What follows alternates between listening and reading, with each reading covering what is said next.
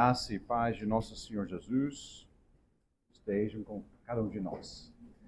Então, é um privilégio ter essa oportunidade de comemorar com vocês um ano de existência como a Igreja do Senhor Jesus Cristo. Eu estou fazendo uma observações aqui, parece que não tem uma mulher feia aqui nessa igreja, não? Não falei isso sobre os homens, não, mas eu falei sobre as mulheres. Então, muito bom. Obrigado pela confiança, Pastor Bruno. É a oportunidade de conhecer a irmão também, sua esposa, a igreja aqui também, passando o tempo com Pastor Fernando e Sheila na igreja Salvos pela Graça. É bem interessante o intercâmbio que vocês já começaram entre essas duas igrejas. Também eu estou aqui hoje com minha esposa, Laurie. Esse ano nós vamos comemorar 36 anos de casamento. Eu sei o que vocês estão pensando. Quantos anos esse cara tem? As mulheres, vocês devem se sentir envergonhadas por esse tipo de pergunta. Então, eu vou dar a vocês um segredo. Eu me casei com 10 anos de idade. Estou brincando. Então, vamos lá, pessoal. O texto bíblico de hoje vai nos levar a refletir sobre o fio condutor, podemos dizer, das Escrituras, que une o Antigo e o Novo Testamentos. Eu estou me referindo ao glorioso Evangelho de nosso Senhor Jesus Cristo. A palavra evangelho no grego, evangelion, significa boa notícia. E hoje, eu acho que por causa desse momento aqui que vocês estão comemorando, eu acho que é bem importante, é bem interessante lembrar hoje o quanto o Evangelho é uma boa notícia.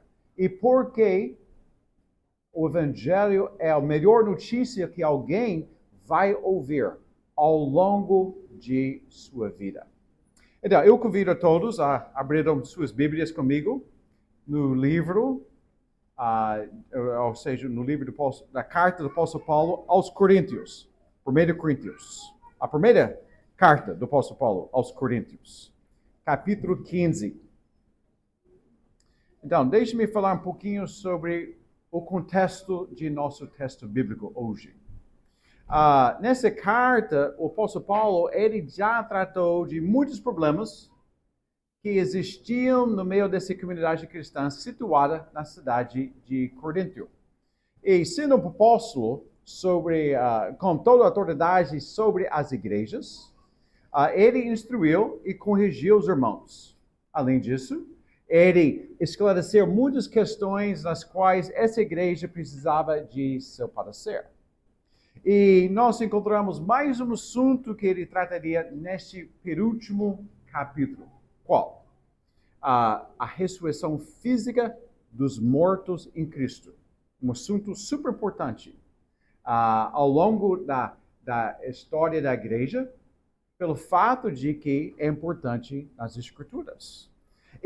Mas antes de elaborar seu argumento, ele reafirma o fato e as evidências da ressurreição corporal de Jesus Cristo, os quais são fundamentais para o argumento dele. Então, ao fazer isso, ele acabou de nos abençoar com um dos mais excelentes resumos do Evangelho encontrados na Bíblia.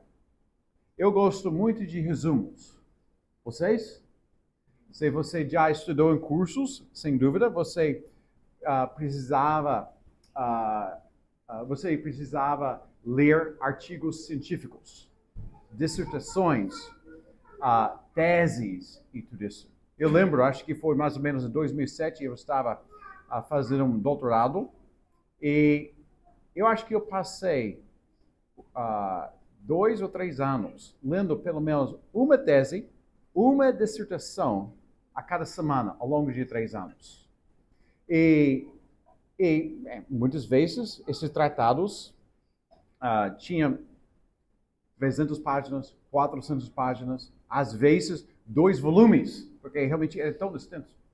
Mas qualquer tratado acadêmico sempre começa com um resumo.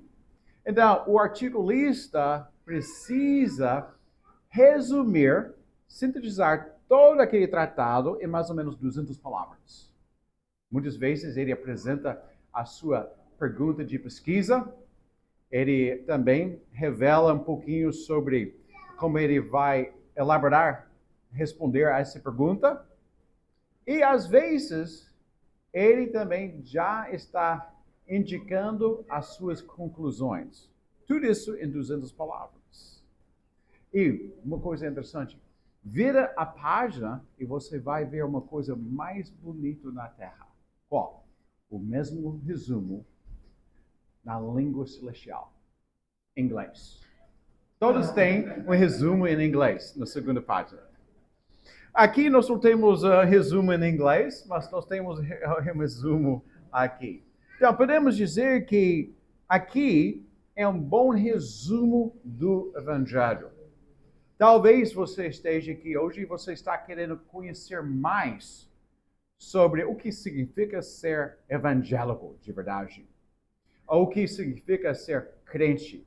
Então, eu acho que aqui é um bom ponto de partida, sem dúvida. Então, sem demorar, vamos ler esse trecho aqui, 1 Coríntios capítulo 15, a partir de versículo 1. Inspirado pelo Espírito Santo, o apóstolo Paulo, ele escreveu assim: Irmãos, quero lembrar luz do evangelho que preguei a vocês, o qual vocês receberam e no qual estão firmes. Por meio desse evangelho, vocês são salvos, desde que se apegam firmemente à palavra que lhes preguei.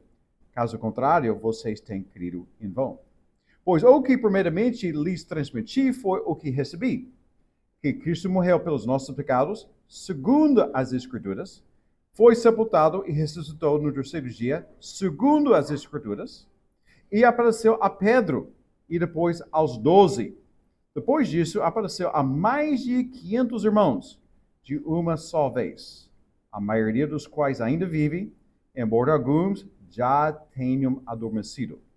Depois apareceu a Tiago e então a todos os apóstolos. Depois desses apareceu também a mim, como a um que nasceu fora de tempo. E a partir do versículo 9, ele dá um certo de testemunho à luz do evangelho que ele abraçou. Pois eu sou o menor dos apóstolos, e nem sequer mereço ser chamado apóstolo, porque persegui a igreja de Deus. Mas pela graça de Deus, sou o que eu sou, e a sua graça para comigo não foi inútil. Antes, trabalhei mais do que todos eles. Contudo, não eu, mas a graça de Deus comigo. Portanto, quer tenha sido eu, quer tenham sido eles, é isto que pregamos, e é nisto que vocês querem. Essa é a palavra de Deus para o povo de Deus. E o povo de Deus diz... Amém. Amém. Amém. Vamos orar mais uma vez. Senhor, nós acabamos de ler a Tua Santa Palavra, que é viva e eficaz. Eu confesso diante desses irmãos aqui que eu tenho muitas limitações, mas rogamos que o Espírito que habita em mim, que habita no meio de Sua igreja, esteja nos ensinando nesse momento, para que Cristo seja exaltado, seu nome seja glorificado. E nós oramos isso em nome de Jesus Cristo. Amém. Amém.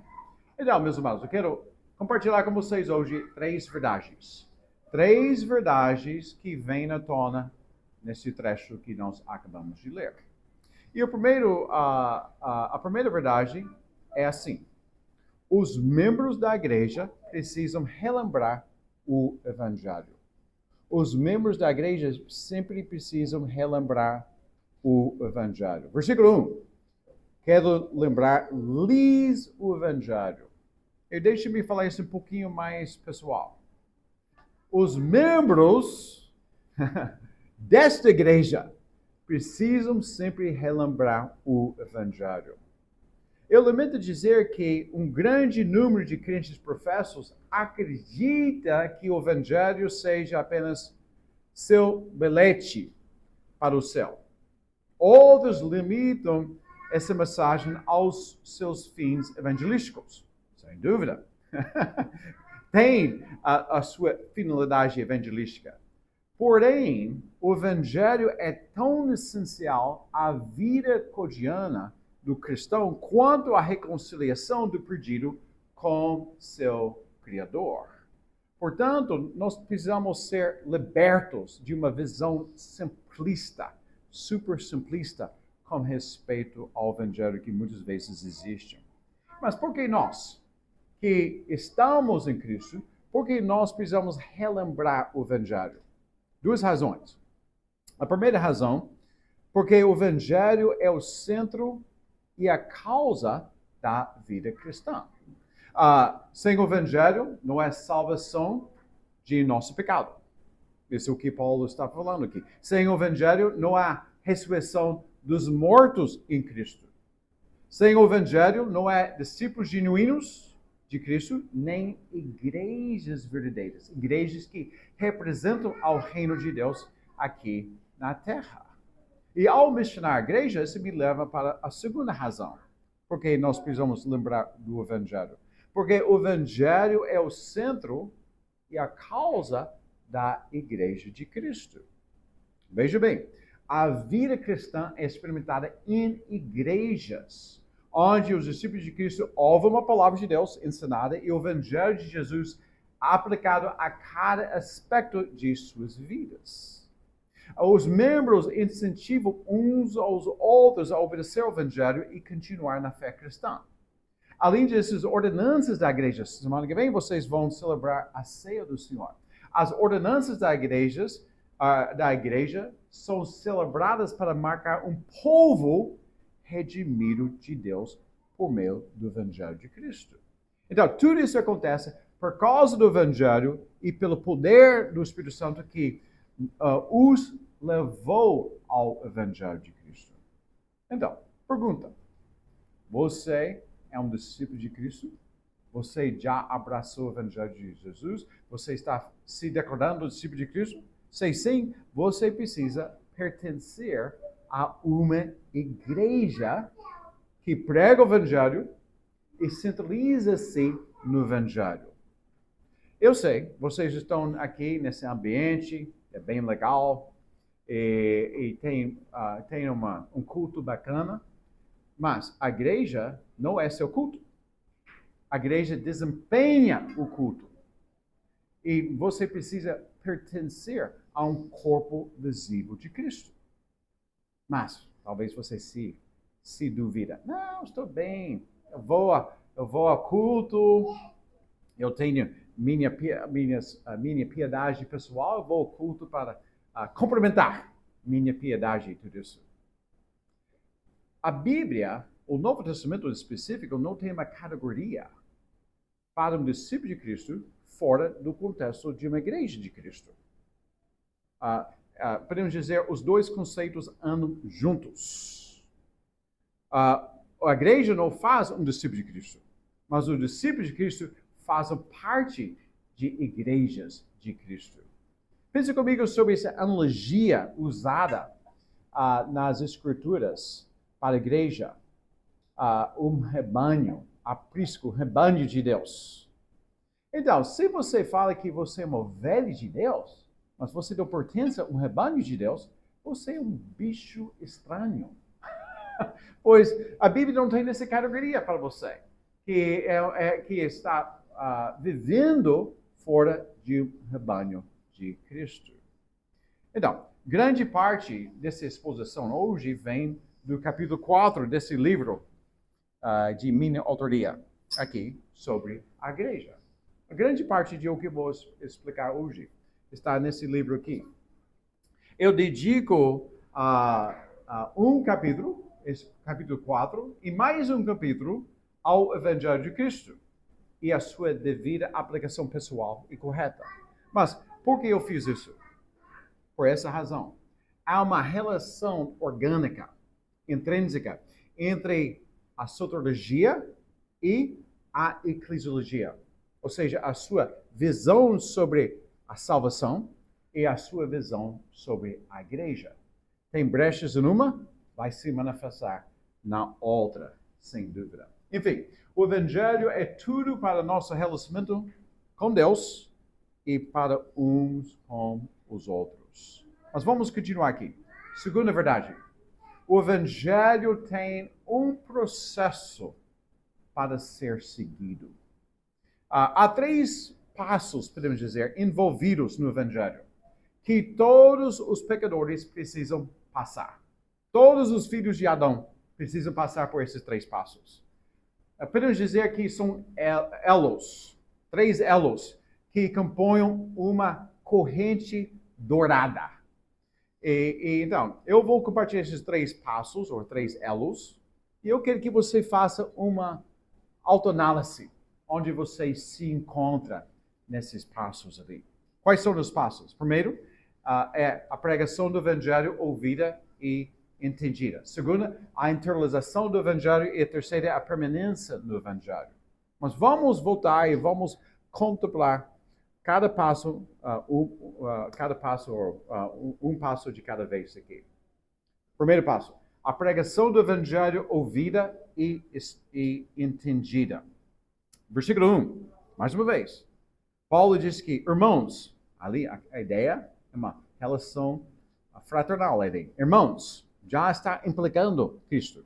Irmãos, quero lembrar-los do Evangelho que preguei a vocês. Então, a pregação do Evangelho pode ser de um púlpito, como eu estou fazendo aqui. Mas pode ser em 2 ou 3 pessoas conversando numa mesa, com a Bíblia aberta. Ou pode ser uma conversa que acontece no ônibus ou no Uber, entre 2 ou 3 pessoas.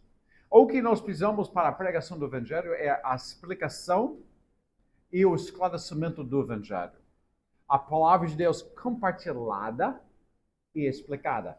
Especificamente, a mensagem do Evangelho, a mensagem de Cristo explicada e esclarecida. E então, essa é a ideia. Se lembra de o eunuco? O eunuco diz que, como eu posso entender se ninguém me explicar? Então, essa é a ideia.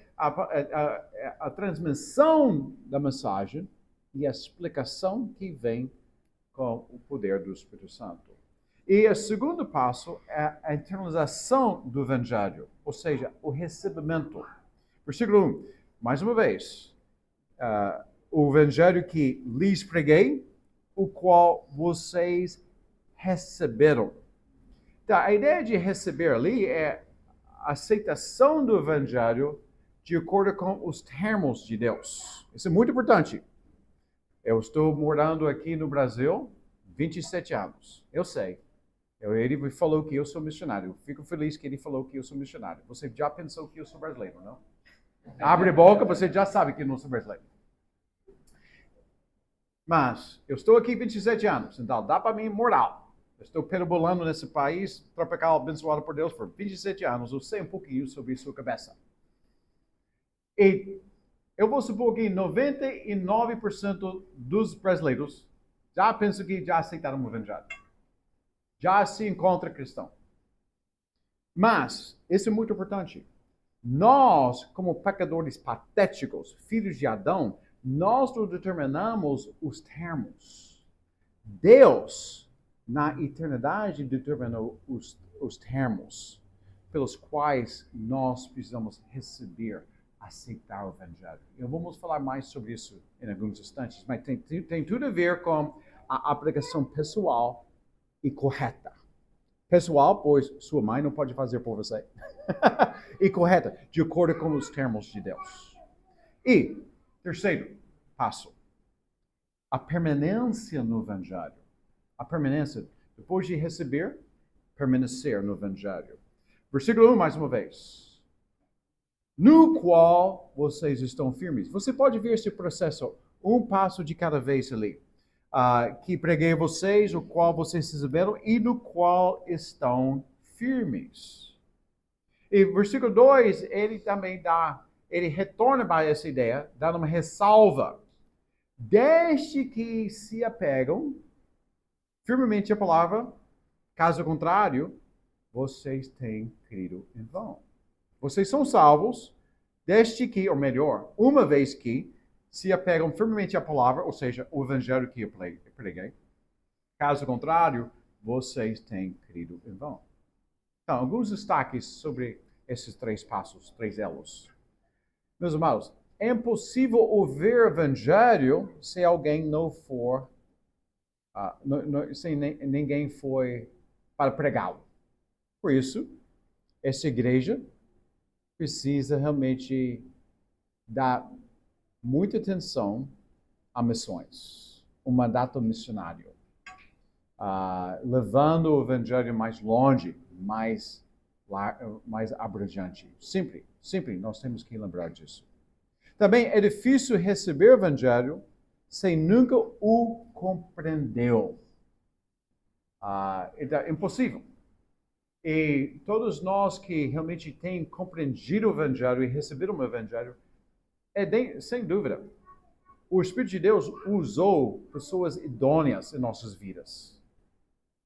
Igrejas, para chegar a esse conhecimento e tudo isso. Orações de irmãos e tudo isso. Então, se você está aqui e você ainda tem dúvidas sobre seu estado com Deus, não pense que você falta de inteligência ou você precisa se sentir constrangido ou envergonhado. Não, esse faz parte. Procura, Pastor Bruno, procura alguém e fala que eu preciso de ajuda a entender as implicações de o que o pastor Davi está falando hoje. Então, essa é uma das razões principais dessa igreja existe, para esclarecer essa mensagem ao mundo. E da mesma forma, é difícil continuar no evangelho se não o recebeu em primeiro lugar. Então, como batistas, eu estou no ambiente batista, eu sou missionário batista, tá? Eu acho que eu posso falar um pouquinho sobre isso. Nós enfatizamos muito bem os primeiros 2 passos. A pregação do evangelho ouvida e explicada, e também a suma importância de receber o evangelho. Mas parece que hoje em dia nós faltamos um discurso com respeito ao terceiro passo, esse terceiro elo. Todavia, os apóstolos sempre salientaram em suas cartas a suma importância da perseverança no Evangelho. Essa citação de uma notável confissão de fé batista abrevia muito bem o que o Novo Testamento revela sobre este ponto. Podemos ler juntos? Vamos lá. Cremos que apenas os crentes verdadeiros perseveram até o fim. Seu apego perseverante a Cristo é a grande marca que os distingue dos crentes nominais. Uma providência especial vela por seu bem-estar, e eles são guardados pelo poder de Deus por meio da oração para a salvação. Amém? Deixe-me ilustrar isso para vocês. Houve uma família inteira num culto de posse de meu amigo.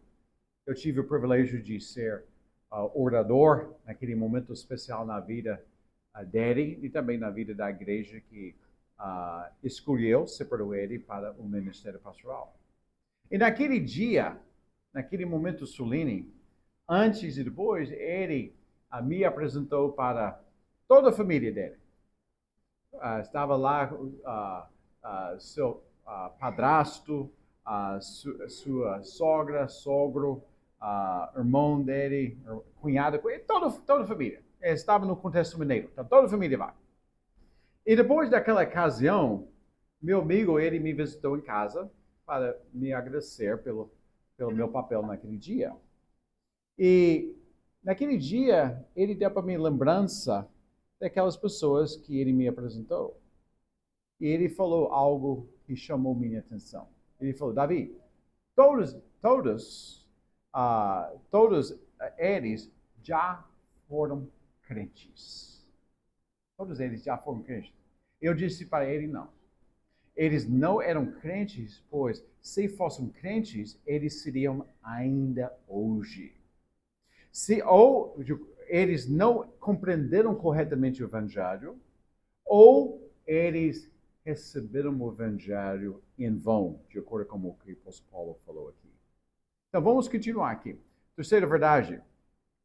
O Evangelho possui aspectos importantíssimos a compreender e crer.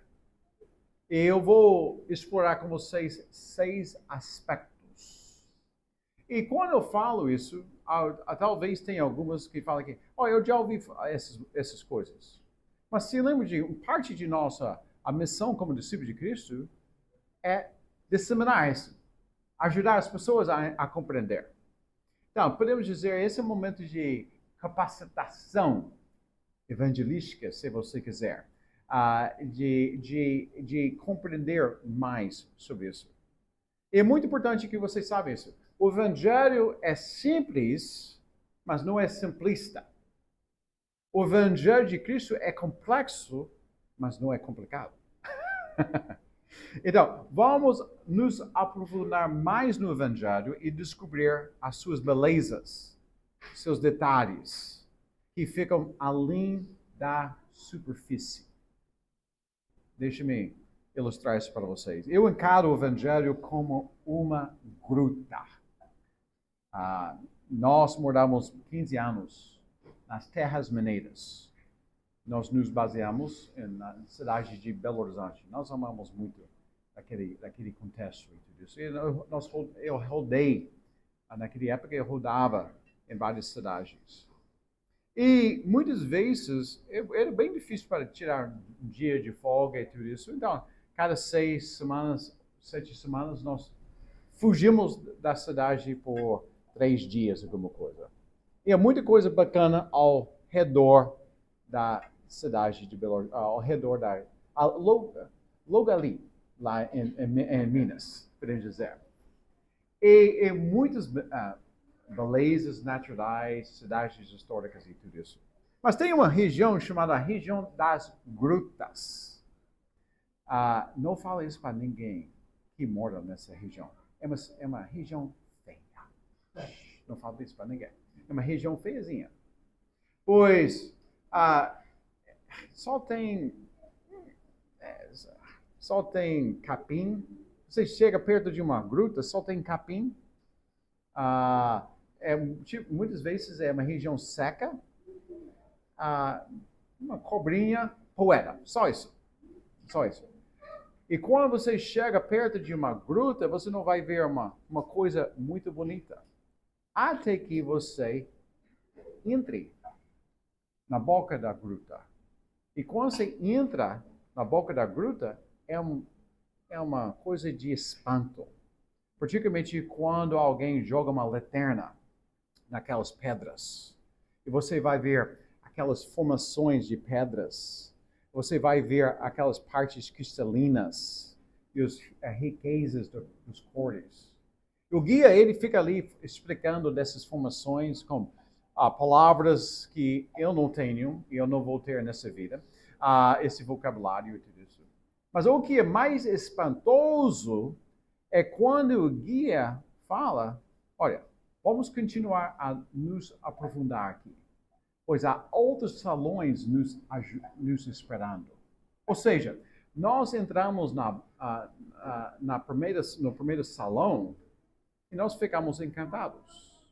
Mas tem muitos outros salões. Eu receio que muitos cristãos, muitos crentes professos, eles estejam contentes em somente entrar na gruta, na caverna do Evangelho. Mas eles não vão além disso. Então, vamos explorar mais salões. Uma vez, voltando para a minha viagem, nós entramos num salão que tinha um comprimento equivalente a um jogo de futebol. A um campo de futebol. Um campo de futebol enorme. Mas nós nunca tivéssemos visto isso se nós continuarmos ali em cima. Então, vamos explorar alguns desses salões para ver as suas belezas, seus pormenores. Vamos começar com esse primeiro aspecto. O Evangelho foi um evento histórico. Versículos 3 e 4. Paulo diz que Cristo morreu, foi sepultado, ressuscitou no terceiro dia. Eu sei, eu pulei algumas frases, mas eu fiz isso com propósito aqui. Foi um evento histórico que aconteceu 2000 anos atrás. Observado por uma multidão de mais que 500 pessoas, além dos apóstolos. Manuscritos bíblicos dos apóstolos e outros foram preservados para nos informar sobre essa ocasião marcante na história. Escritores seculares daquela época escreveram sobre esse evento, como Josephus. Sim, ele. Eu falo de uma forma mais... uma forma inglesa, você fala em uma forma portuguesa ali. Em outras palavras, negar o evento do Evangelho significa negar o Evangelho mesmo. Um teólogo, Albert Mohler, lá nos Estados Unidos, ele conta uma história bem interessante que ocorreu quando ele estava estudando no seminário. Na sala de aula, um mestrando, seu colega, perguntou ao seu professor o que devia fazer com cristãos que não acreditam na ressurreição de Jesus, a ressurreição física de Jesus. A resposta dele foi simples e rápida. Você deve evangelizá-las. Você deve evangelizar. É impossível ser um cristão e negar esses fatos históricos. Impossível, impossível. Então, esse é o primeiro salão, primeiro aspecto. Segundo aspecto, o Evangelho foi um plano executado exatamente como Deus triuno determinou na eternidade. Então, mais uma vez, ali, versículos 3 e 4, ele diz que Cristo morreu pelos nossos pecados, segundo as Escrituras, foi sepultado e ressuscitou no terceiro dia, segundo as Escrituras. Duas vezes usou a mesma frase em um espaço de 2 versículos. Então, quando um apóstolo, quando um autor bíblico repete algo, é quase mesmo que está grifando. Grifando aquele trecho. Está gritando para nós e tudo isso ali. Então, a sua repetição não foi por acaso, nem foi um mantra religioso. Não, a pregação apostólica sempre insistia que a morte e ressurreição de Jesus ocorreram de acordo com as Escrituras. Ou seja, o Antigo Testamento assim predizia. Terceiro aspecto. O Evangelho foi uma realização definitiva e gloriosa. Então, ele diz que Cristo morreu por nossos pecados. Cristo morreu por nossos pecados. Cristo morreu por nossos pecados. Eu sei, eu estou aqui em uma igreja reformada. Mas algum dia vocês têm uma história pentecostal. Então, eu vou falar isso mais uma vez. Eu vou liberar vocês para falar amém, aleluia, alguma coisa. Ok? Cristo morreu por nossos pecados. Aleluia. Sim, você não vai se tornar pentecostal se você falar amém, aleluia. Ok? A opinião de Deus sobre cada um de nós é bem diferente de que a opinião de nossas respectivas mães. Ele sabe tudo. Ele vê nossos corações. Ele sabe cada pensamento nosso. E ele não vai passar a sua mão na cabeça de ninguém. Mesmo assim, ele disse que Cristo morreu pelos pecados dos quais lhe pertencem. O pecado, além de predicar o próximo e nosso bem-estar, nos coloca em um estado de inimizade com nosso Criador. O apóstolo Paulo, ele deixou isso muito claro. Diz que, pois todos pecaram e estão separados da glória de Deus, afastados da glória de Deus. E tudo isso. E muitas vezes nós temos uma leitura muito positiva sobre nosso relacionamento com Deus, porque quando nós desviamos da palavra de Deus, nós sempre vamos pensar muito mais positiva sobre nossa situação diante de Deus. Mas a palavra de Deus realmente está mostrando que nós já, filhos de Adão, nós já nascemos inimigos de Deus, inimigos de nosso Criador. Mesmo assim, Cristo morreu pelos pecados dos quais lhe pertencem.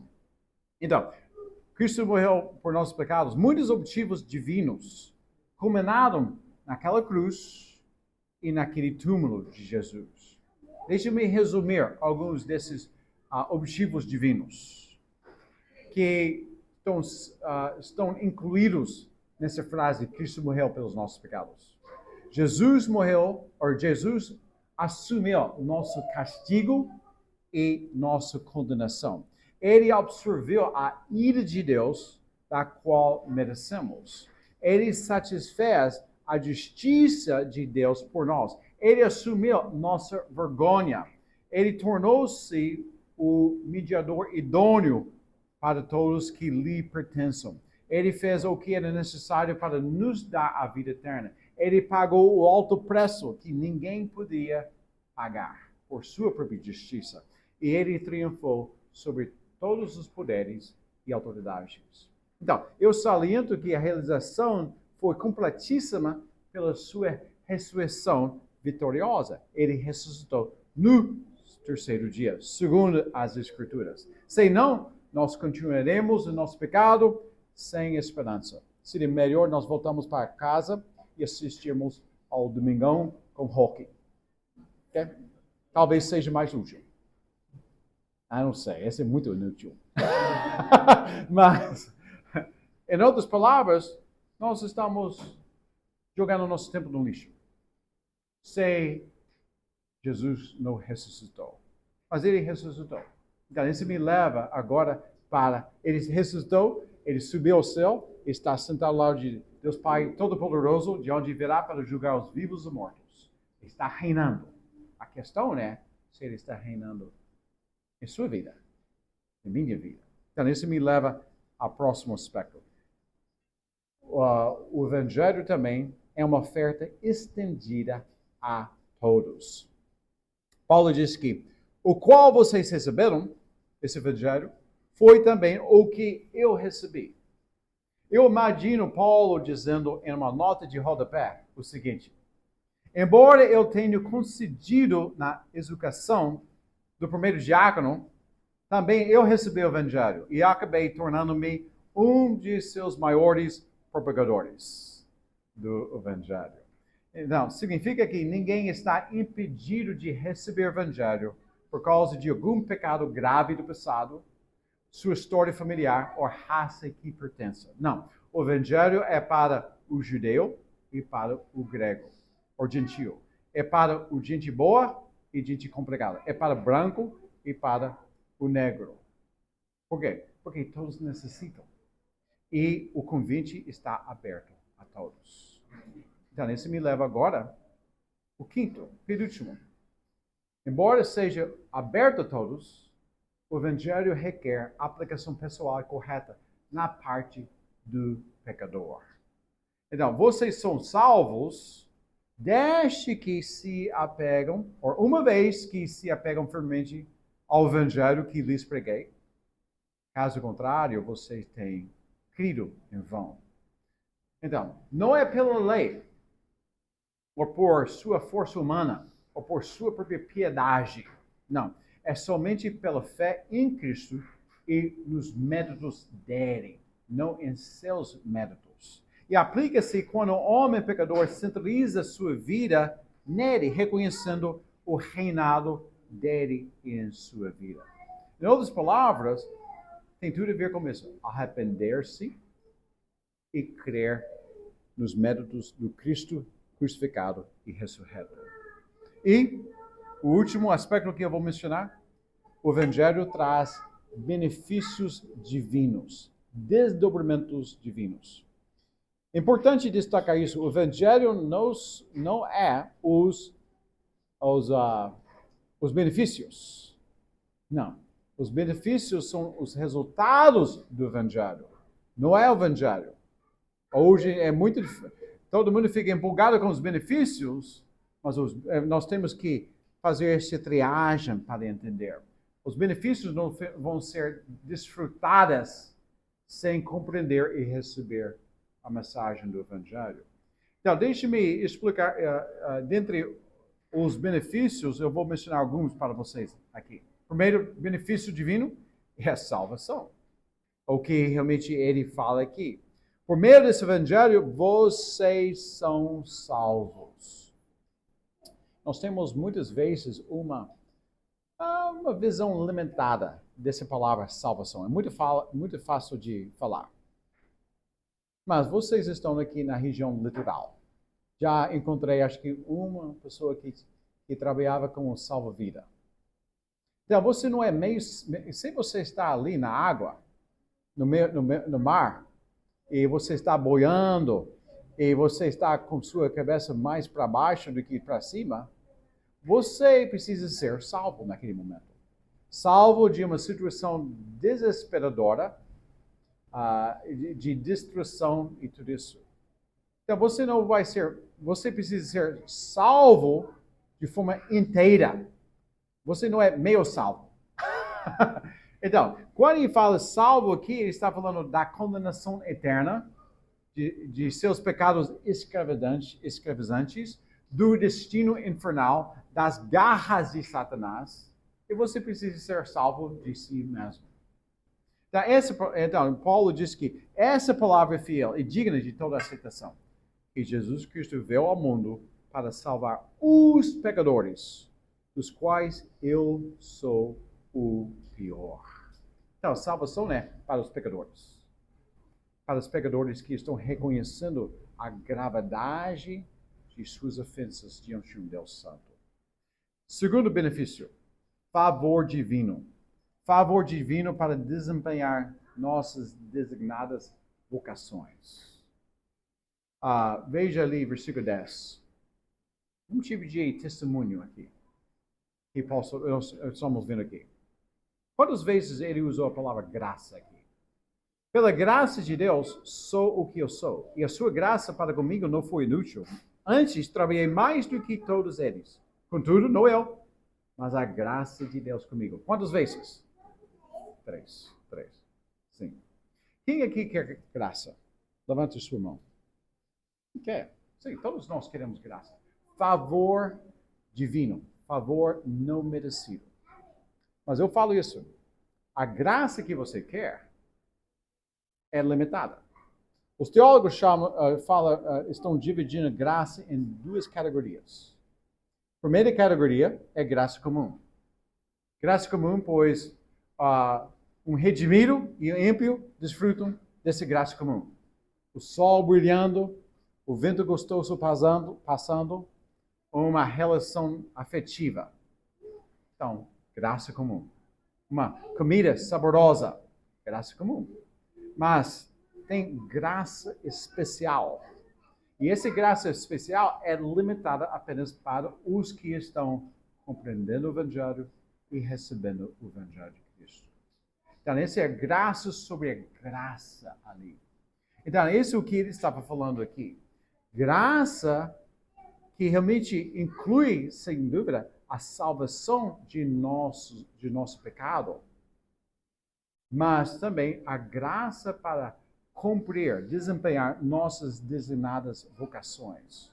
Como marido com sua esposa, esposa com marido, funcionário com seu chefe, chefe com seus funcionários, você com seu parentesco, você com sua igreja, você com as autoridades civis. Então, essa é a graça que nós desfrutamos.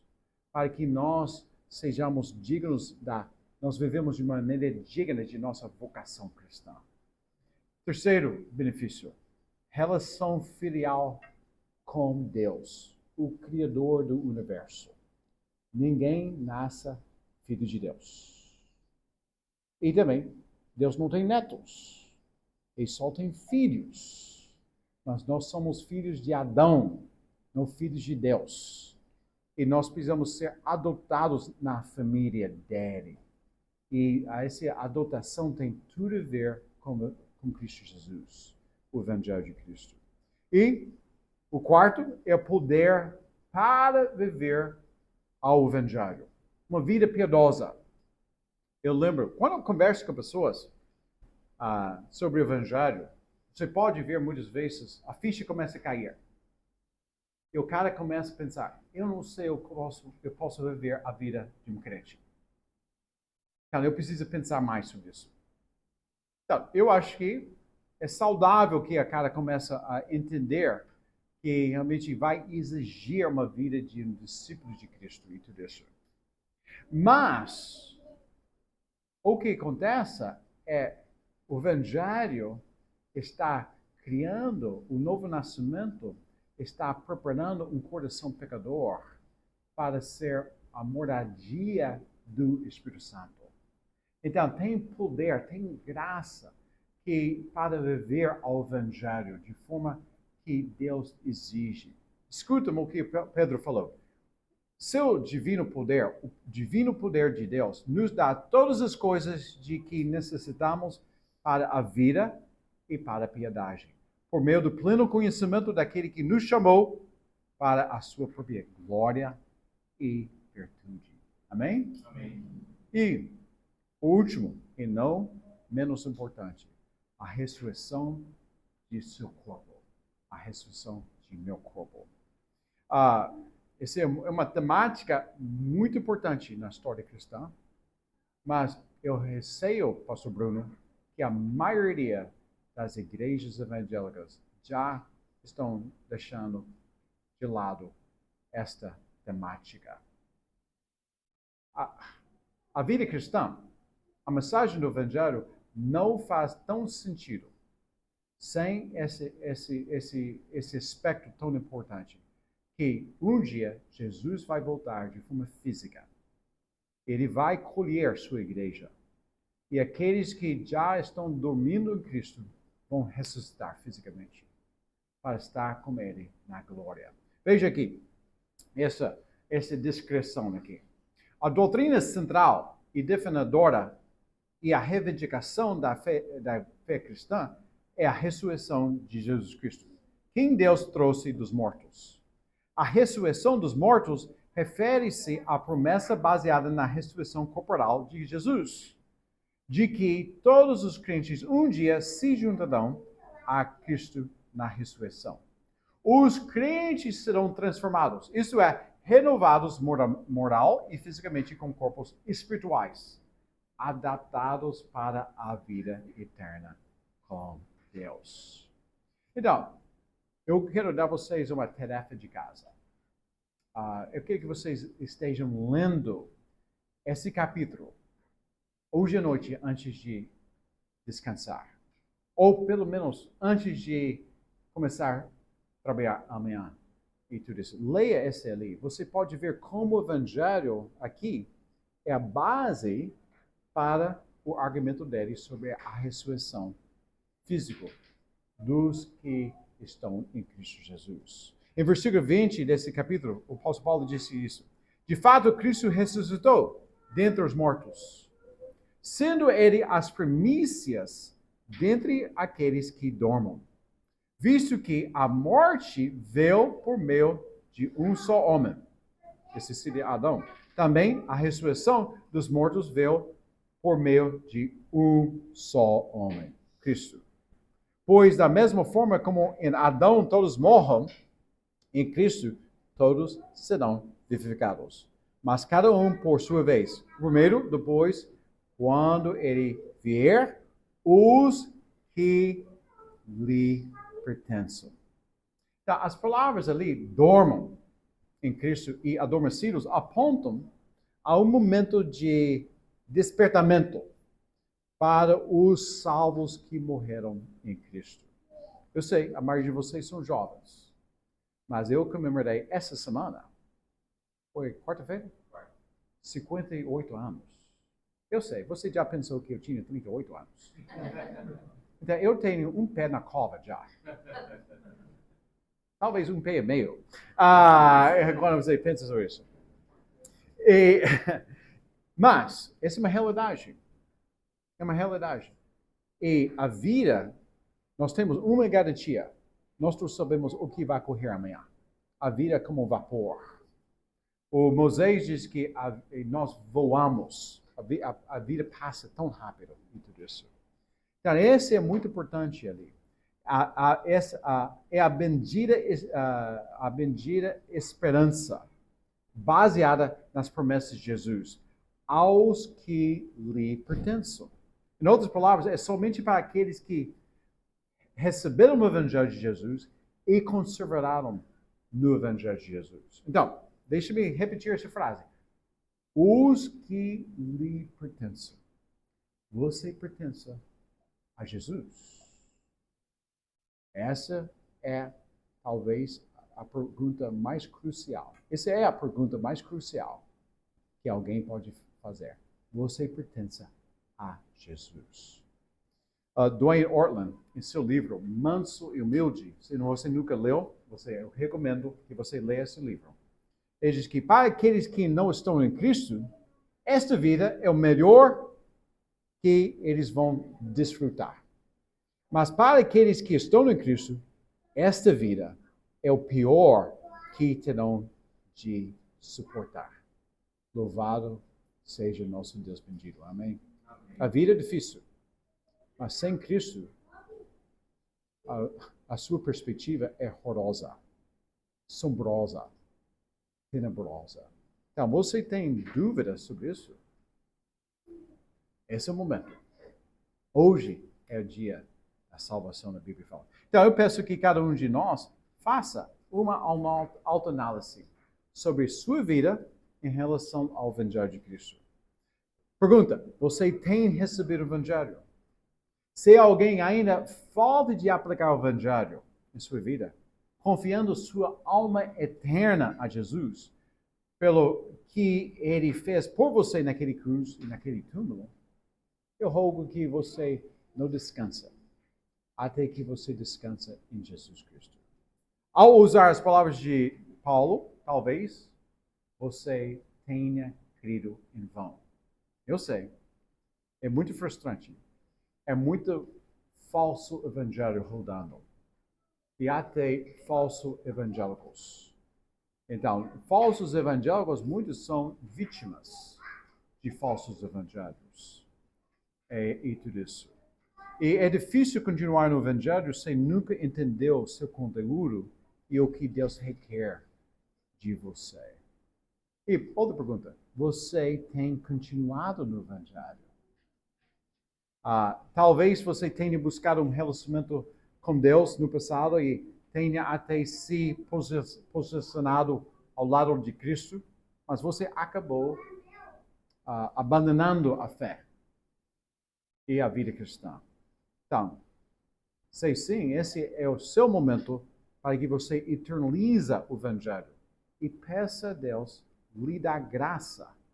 Peça a Deus que Ele dê você graça para perseverar em Cristo até o fim. Essa é a razão por causa da igreja. A igreja é um meio de graça. Se você receber o Evangelho, você está habitado no Evangelho, ou habitado pelo Espírito Santo, e o Espírito Santo atua no meio da igreja para nos encorajar, nos consolar, nos corrigir. A mutualidade cristã é um recurso do Espírito Santo que ele opera no meio de nós para que nós continuemos a perseverar até o fim. Então, como receber o Evangelho? Arrepender-se do seu pecado. Reconhecer que você ofendeu o Deus do universo e crer em Jesus. Ou seja, confiar no que Cristo fez por todos e se submeter ao reino do Deus triuno. Você tem dúvidas? Me procura Bruno, procura alguém. E começa a ter um relacionamento com alguém, com a Bíblia aberta, orações em favor de sua alma, até que você encontra a resposta na palavra de Deus e responde. Amém? Vamos ficar em pé nesse momento. Eu quero levar todos, em especial os membros dessa igreja, a recitar os básicos de sua fé e de sua esperança eterna, conforme abreviado no notável credo apostólico ali. Então, nós vamos recitar o credo apostólico. Como alguém falou, você pode crer mais, mas você não pode crer menos do que eu credo. Então, vamos recitar juntos em uma forma de responder aqui, depois eu vou orar. Aqui. Vamos. Creio em Deus Pai, Todo-Poderoso, Criador do céu e da terra, e em Jesus Cristo, seu Filho unigênito, nosso Senhor, o qual foi concebido pelo Espírito Santo, nasceu da Virgem Maria, padeceu sob o poder de Pôncio Pilatos, foi crucificado, morto e sepultado, desceu ao mundo dos mortos, ressuscitou no terceiro dia, subiu aos céus e está sentado à direita de Deus Pai, Todo-Poderoso, de onde virá para julgar os vivos e os mortos. Na Santa Igreja Cristã, na comunhão dos santos, na remissão dos pecados, na ressurreição do corpo e na vida eterna. Amém. Vamos orar? Vamos fechar nossos olhos. Deus santo e soberano, Criador do universo, por meio de Jesus Cristo, o Senhor é nosso Pai amoroso. Agradecemos a Ti pela relembrança do glorioso Evangelho de Jesus, seu Filho unigênito. Como discípulos de Cristo, nós renovamos nossa esperança e nosso compromisso nele. Que vivemos a vida cristã de modo digno dessa vocação que o Senhor se deu a nós. Que abençoemos nosso próximo, especialmente nossos irmãos em Cristo. Que glorifiquemos a Ti, nosso Criador e nosso Redentor. Se existe alguém aqui que ainda não compreendeu o Evangelho ou o recebeu, que ele não descansa até que encontre descanso em Ti, por meio de Jesus. Que sejamos contentes no Evangelho de Jesus, nosso tesouro maior. Em nome dele nós oramos. Amém. Amém. Deus abençoe, meus irmãos. Agora nós vamos cantar a música, porque ele vive, né? Hein, irmãos?